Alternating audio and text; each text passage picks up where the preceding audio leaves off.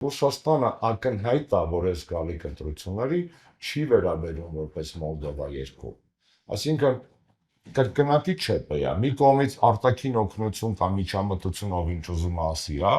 Մոլդովայի սցենարով մի կողմից չկա եւ չի լինելու, մյուս կողմից այդ հետիատը, որ լինելու է, ծախվում արևմուտքում գայքեքը ձգելու համար։ Այսինքն միջամտություն չկա, բայց 15 միլիոն եվրո, կոպիտ ասած, ընտրությունների հիբրիդային պատերազմները կանխելու համար, պրիտոմ որ պատերազմները,